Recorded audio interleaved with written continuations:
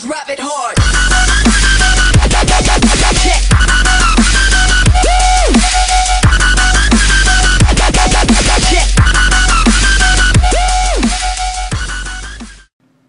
Hey guys, it's Vince from Team 2 Legit to Crit. Gonna bring you another deck profile. It's the updated Eradicator profile. I've been promising to bring this out. I know I had some comments that were pretty old on the original Erad profile. I think it was from August, July, slash that 2 months. So that's about 3-4 months ago. The deck honestly has changed a lot. I have changed a lot of things. I look back at that old deck profile and I honestly cringed at some of my card choices. So let's go ahead and go update it. I'm going to say this now. I'm going to do the grade 3s last in this video because that's actually the most important part of the deck in my opinion. So I'm just going to run through the rest of it pretty quickly because it's pretty standard. Your starter is the starter that kills all starters. The best starter probably in my opinion. Ambush Eradicator Linshu. Whenever you boost attack with him, if it hits a Vanguard, you CB1, move him into the soul, and snipe a 1 or less. If your opponent's starting Vanguard is not very critical to their strategy, you can always just save him and kill an important booster mid-game. But usually you're going to snipe some important early-game Vanguards like Morganrod or Dusttail Unicorn. Or even Conroe before it was banned. You would want to snipe that ASAP because they can toolbox their deck. Or Mecha Trainer, different stuff like that. So Linshu is one of my favorites. This is an Eradicator deck, so 3 of the Demolition Dragon. He's a 10k attacker. 3 Awei. When you ride a grade 3, you can move Awei into the soul and snipe an opponent's unit in the front row. It gives me a little bit of an pressure to call, because I'm not playing Lorenz Force anymore, so it's still something that I can use to set up for my grade 3 ride. Plus, if I ride my 2... If I go first, I ride my 1, they ride their 1, I ride my 2, I can put him up front, use him as an attacker to hit their grade 1, and then he's kind of a target for them to attack, which if they waste an attack on, I'm pretty much okay with, so that my Vanguard, I don't want to get too much damage early game. But then again, I could always just put him in the back, use him as a booster or some sort of effect like that. 2 Ceremonial Bonfire Eradicator Castor.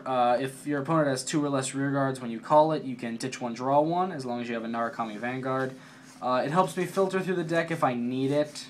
Otherwise, it's just a 7k vanilla, which I'll probably guard with, or attempt to retire enough rearguards to use the skill if I want to filter some draw triggers or some grade 3s out of my hand if I need to. And finally, the 4 Gold. It's a perfect guard. Every deck in this game hits big numbers. Very few cards have that effect where you can't use a perfect guard just yet, so it's always very important to play. And the last grade 1 I play is 2 Rising Phoenix, the only non-Eradicator in the deck. When you place it on rearguard, you Soul Blast 2 and draw 1. It gives you that extra draw power that the deck kind of needs. For the entire deck is based around aggro, so Rising Phoenix is definitely essential to play. It doesn't end up in the damage zone too often, but there are counterblasts that are special for just Eradicators, but like Linshu isn't, and 2 of the grade 3s aren't, so it's kind of worth playing. Even if it ends up in the damage, you can manipulate it, and the non-Eradicator name never really hurt me that bad. Liar. It hurt me once. Eradicator Thunderboom Dragon, 10k vanilla. It's always great to ride because the 10k body kind of throws off the opponent's 9k with no booster because it's going to make them commit to the field more, which this deck loves making the opponent commit so you can kill it all. Putting him on the rear guard hits decent numbers. I'm only playing 7ks, so I can't really swing at a cross ride level, but putting it on the rear guard makes the opponent's 9k rear guards unable to hit it without a booster. 3 Zuiten. I would be playing 4 if I could honestly find the room for it, but I like the 3. It's if it hits, you can Soul Charge 1, unflip a damage. The Soul Charge isn't really necessary. The only thing you blast the Soul with is the Rising Phoenix, but unflipping damage is really, really essential, and if you put this in front of Linshu, Vanguard lets you pick the order of your effects, so when this will hit like that, you can CB1, move this into the soul to snipe something, and then use Linshu to Soul Charge and unflip the damage you just flip face down, so you can still use up all the ever so important counterblasts that Eradicators like to use to retire opponents' rearguards. 3 Spark Rain. I only like 3 of it because, yeah, it's a 12k attacker, but you really don't need it as much as like the other grade 1 or grade 2s. I don't want to play just one 10k vanilla because it's kind of inconsistent. I don't like playing one-ofs, but I'm just not a big fan of playing 4. I like the count I have right now. And the final 2 is starting to think this is Yu-Gi-Oh. You don't even play Yu-Gi-Oh. You don't even like know that joke. Final grade 2, I'm actually playing Cho-Oh again. When I looked at the old deck profile and I wasn't playing Cho-Oh, it kind of made me sick to my stomach that I ever took him out. When you place him on rear guard, you can eat another rear guard by putting it into the soul and snipe an opponent's front row of your choice. It adds some much needed pressure to the deck because you don't really retire unless you're at your grade 3, and your grade 0 is the only other thing that retires in the deck. So you really need a way to push early game or mid game. Cho-Oh is your way to do it. Sure, you have to eat a rear guard, but when your opponent loses an attacker and they don't have a way to replace it, and you didn't have to waste an attack to do so, it's really solid. And then right after you use his effect, he's a decent 9k attacker. If you put a 7 behind him, it hits the 16 number. Or he's just a 5k shield intercept. You always want to pitch him out before anything else. Alright, grade 3s. Playing 3 of the Break Ride Ignition. When you ride on him, you CB1. And it's not a CB1 Eradicator, so the Rising Phoenix does not hurt him. You CB1, your opponent picks 2 of his own rear guards to retire, and the Vanguard gets plus 10. Immensely better than Vowing Sword. Vowing Sword snipes the 1 unit and it gives it plus 10. This is ridiculously better than that because it makes your opponent choose, which is kind of iffy, but sometimes they end up picking the wrong thing because they don't know what your hand is, they don't know how you're going to play off of it, which is always nice. His regular skill to swing at the cross-ride power of plus 2 for 13 is if I have more rear guards than the opponent, which doesn't happen a lot, but you don't really need it. And when you do Break Ride, since you obviously get your order, I can use Away, like let's say, even let's just for example, Break Ride on Break Ride. I can use his skill first, snipe a front row unit, and then CB1 and make my opponent pick 2. So I'd be able to at least kill one of my choice in case they ended up just killing their own front row. So I'd be able to, let's say I'd be able to kill the front row and then they have to pick 2 in the back row. So 3 of the Break Ride.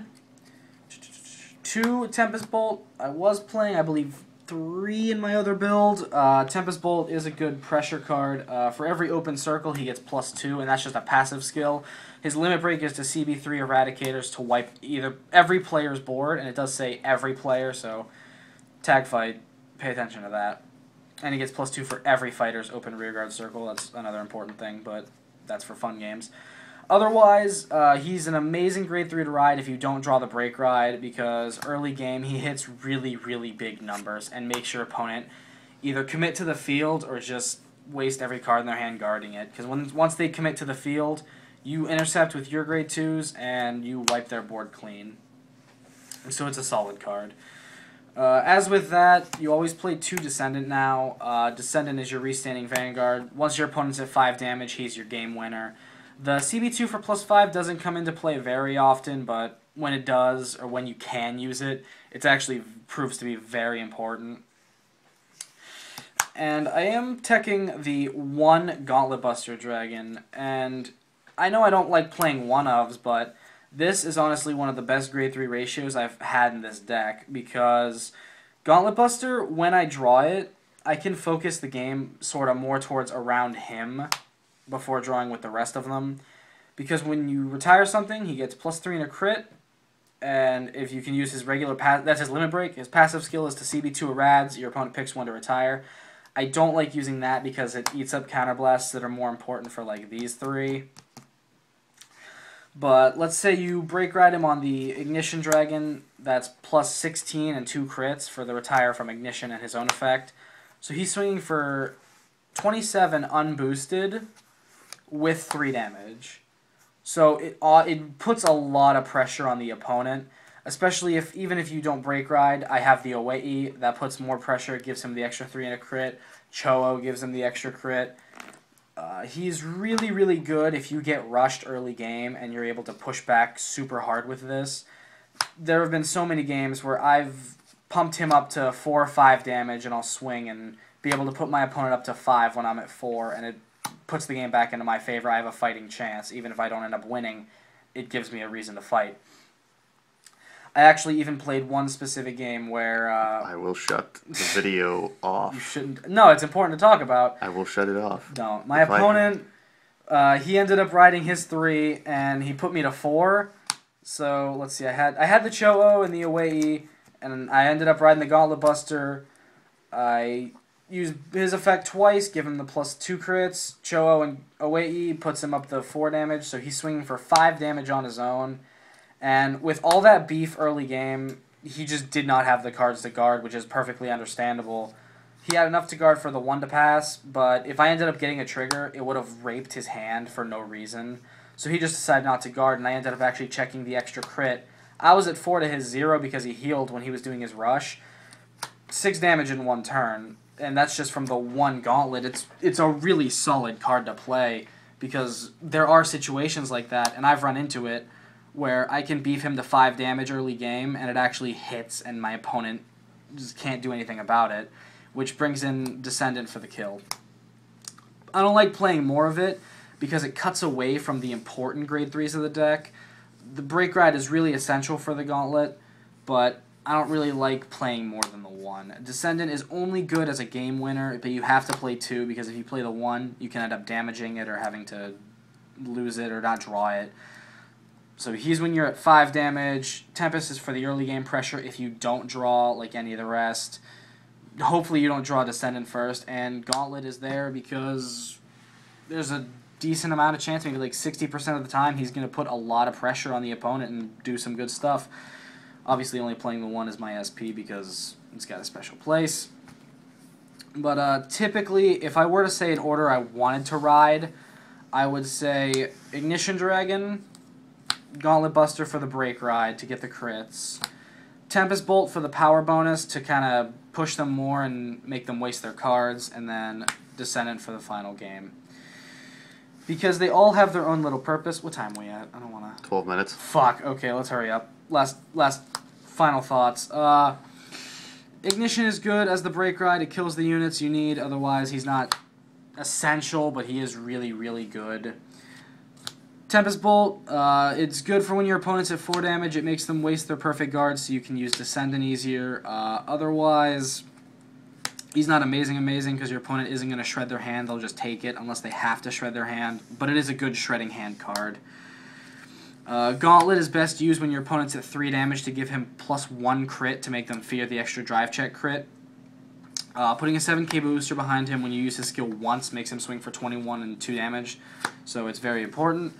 And obviously when your opponent's at 5 damage, Descendant is your game kill. And trigger lineup, really basic. I'm actually a really, really big fan of the 7-5 trigger lineup now, and then 4 heals, obviously. But the 7-5 is working, especially with the Gauntlet Buster. The draw gives you enough, plus you're playing Rising Phoenix, so the 5 really keeps your hand up, and the 7 still actually puts a lot of pressure on the board.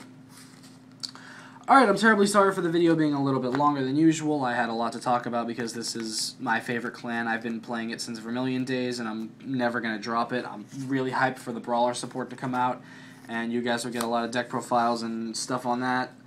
Ton of more deck profiles coming up with Legion. I know Witches are on their way and different stuff. Everything's getting around there.